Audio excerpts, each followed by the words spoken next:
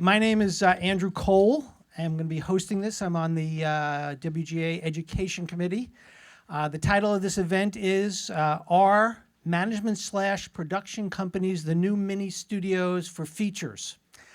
That title was the title that I gave it, and let me just say right now on a 1 to 10, I'm giving it a 2, because after all my pre-interviews, I kind of discovered not the best title.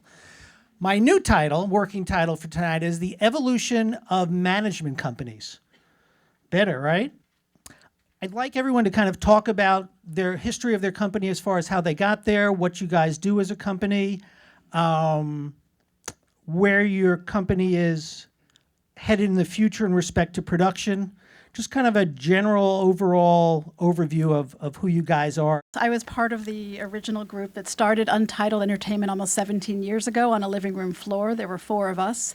There are now about 60 of us, with our main office here in LA and an office in New York and someone in London. And the company's evolved, like all of our companies have evolved. We have a very large roster of clients at this point, and I would say it's about 75% actors, and then we have a more boutique writer and director business. We also have producers and a couple of financier clients, and do a little bit of everything. We're a multi-purpose management company, but we really start client first, and everything we do starts from what we do to service our clients and build their careers in every medium that they want to be in every part of the globe that they want to work in. 3 Arts is a little bit different in that, I mean, we represent writers, directors, actors. We're most known for comedy, but I don't know what the numbers are, but we have a big amount of dramatic business also.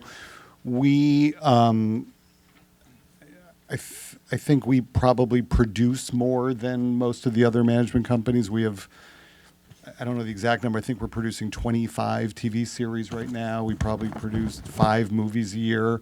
And that really comes from us focusing a lot of our time on packaging things internally. And that usually means bringing material, finding material, controlling material, putting it together, selling material, keeping on top of it. That being said, we also, for actors and all that, provide hopefully the same services that everyone else does. But I think opposed to where maybe it used to be, where people would shy away from saying they produce a lot, we look at that as an advantage, and because of all the material we have and control, and that's sort of what we do. 360 is pretty similar to both the descriptions you've heard so far. Management company that specializes in representing actors, directors, and writers, but we continue to just sign interesting people even outside of what we kind of would expect from YouTubers and Viners to artists and personalities. And so it really, there's no limitation. Anyone who finds an interesting storyteller in whatever medium that ends up being will sign them. My job at the company was born out of similar to what Tom said, the value of intellectual property and packaging and putting material together. So while I don't represent any clients specifically, I work with all the clients, and my real focus is finding material to put together for film and television. So we produce Game of Thrones. That came from getting the books, bringing them to David and Dan, and getting the show off the ground. We just produced the Steve Jobs movie with Danny Boyle and Michael Fassbender, and that didn't involve any Management 360 clients. It was just a matter of getting the book 2 seconds before everyone else, and being able to set it up at Sony. So we put a real premium on being able to find material and bring it to clients as an opportunity for that client, as if any other producer had brought it to them, as opposed to necessarily relying on clients for the projects that we produce. Our company is really built on representing writers first and foremost. We have a number of director clients, but kind of writers is where the company started, and now represent writers, directors, and actors. And I kind of, in a similar way, don't represent clients. I represent projects of the clients is the way that I look at it, and I function in essence as the producing partner for every one of the clients that I'm working with on that particular project, and the needs will be different every single time, and it's so being malleable and being able to adapt and fit what that particular client needs on that particular project, and ultimately being faithful to the project and pushing that through. So it's a little bit of a different focus. Where we differ from a company like 3 Arts is Anonymous is known primarily for its dramatic work with things like True Detective and The Nick and Mr. Robot most recently. So, and the other difference I think as well with Anonymous is it was born out of, a commercial company first, where Steve Golan had produced many films prior. Anonymous, a big part of our business is the commercial directing and production business. So from that end, we're a little bit more known for our directors and have great director relationships. But over the past couple of years, that's obviously grown into writers, and now our talent department's growing quite heavily as well. So, and similarly, I think, talking about packaging, and the theme of the panel is, the client comes first, and helping put together films for the client, and yeah, I guess that's the. Echo Lake's a little different. I started the management company there 10 years ago, and it was an existing production company. We had my business partner raised a family and friends fund, and we've been able to take that fund and build upon it. And we are still making movies that we put some financing in. We're very risk averse, but we do make our own movies. We have Truth premiering at Toronto in another few weeks, and we have another one, HHHH, with Rosamund Pike and Jason Clarke, about to start production in the fall, and we're shooting now the new Almodovar film. This is our third Almodovar film that we're involved with. Last year 2 years ago, I guess, we had Nebraska come out, and but in the management side, we started as a really focused on motion picture writers and directors, and then about 5 years into the company, I woke up and I realized there was no motion picture business anymore. So we started building a television business, and now we have about 50 writers on staff on various shows, and we are actively producing, but really focusing on the management, and we do represent actors and actresses also. Where do you think independent film is going? It's going great places, and it's going to terrible places at the same time. I mean, you get to make some really interesting movies. On the other hand, getting domestic distribution is very difficult, and a lot of very good movies are going direct to video and not getting the proper exposure that they need or should get. A lot of new outlets for distribution, but as far as marketing goes, it's the avenues are not great. But that said, I think it also puts a lot of pressure on independent filmmakers to be more creative and come up with more unique and original ideas to really bring consumers out of their home to see films and force them to take notice. So I guess there's a good and a bad to it. What do you need in order to say, hey, we want that script? It needs to be something that's wholly unique, that exists kind of only in these 120 pages or whatever it is. The idea of kind of making kind of a movie that feels like a programmer just doesn't get through the system anymore. It needs to feel special. It needs to feel unique.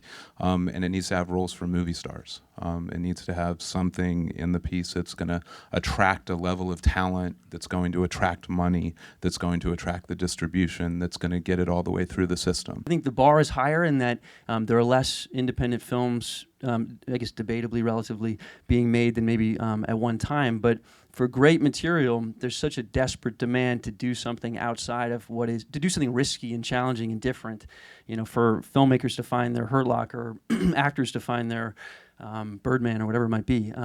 There's a real demand. It's hard to go do a $2 million or $1 million slice of life movie when you're competing against all this other stuff, and that's why people go to television. You can go make an independent movie, but you can get paid. You get a premiere. You get an Emmy nomination. You get all that, and you don't have to say, "Oh, what did that movie come out?" And that's why television has exploded. I think one of the reasons that management companies have evolved so aggressively into the producing space is because our talent clients are so hungry to get their more unique projects made, and the studios are shutting the door to those projects. And so who do they turn to for their support and to be their champions? Their representation. And that's really where management companies, we're close to our artists, we know what their long-term and short-term goals are, and if we're in a position to maybe build a project from its earliest inception, maybe, just maybe, we'll have a chance of getting those smaller films made because we're doing it together. We're not just throwing a script into the studio and hoping that special little project might catch the fancy of one board studio executive who wants to champion one special project a year.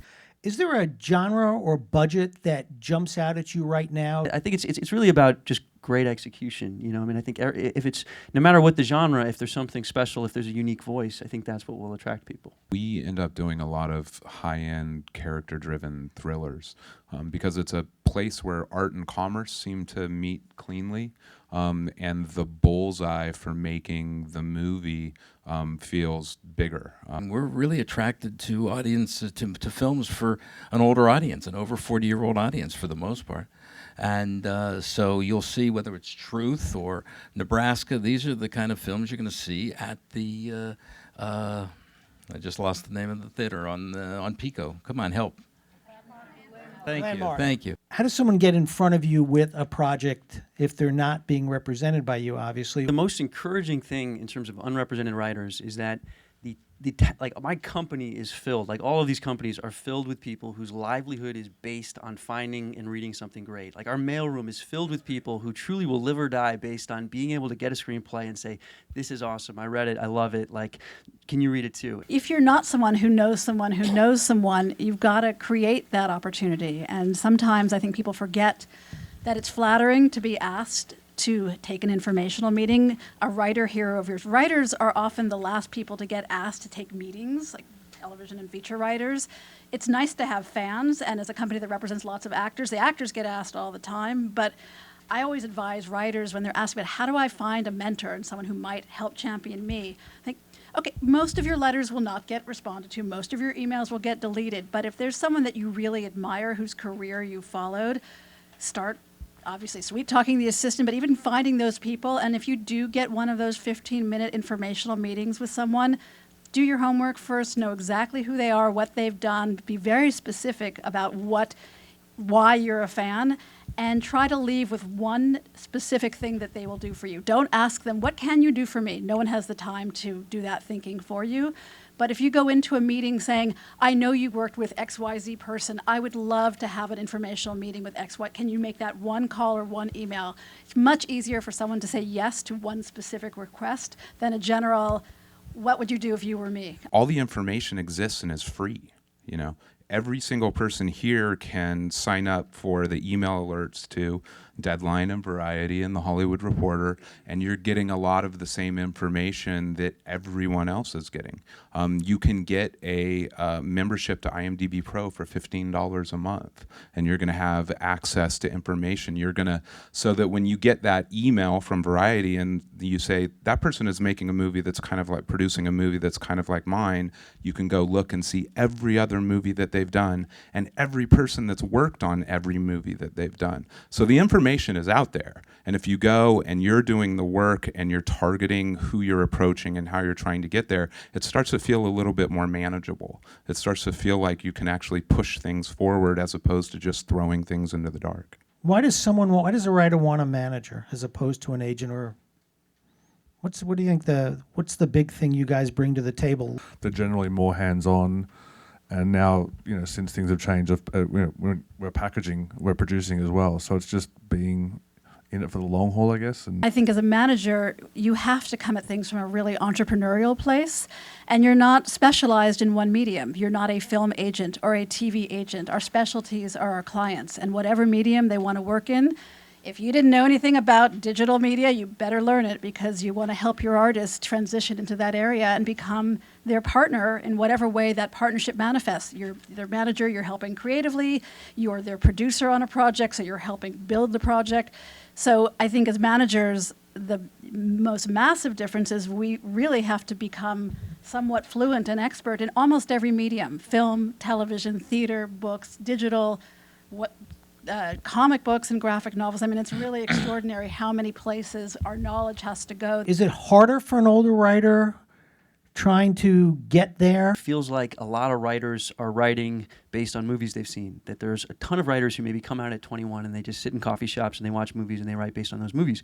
There's a writer that we work with who just wrote a brilliant script for us, and he's an older writer. He's probably in his, I don't know, he's definitely older, but he's lived a life. Like he's in his 30s. He's in his 30s. But what's interesting about him is he doesn't live in LA.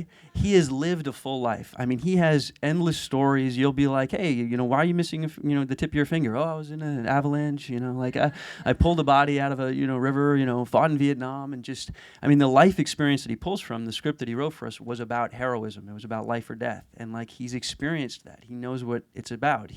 And you feel it. I mean, there's such a difference in a script written from someone who's pulling from emotions they've experienced or people they've met, or as opposed to someone who truly is writing based on the movies they've seen. So no, I don't think there's any certainly bias from my perspective. How important is a piece like The Blacklist? Not that Franklin needs any promotion, but from your guys' point of view. I think there's a level of validation that every project goes through. That at a certain level, that there's a producer who loves a piece and that validates it to a certain point. There's a director who comes in and also loves a piece and that validates it to a certain point, and it keeps going up the ladder. And on a very basic level, just a bunch of people saying we all enjoyed this piece, you notice it.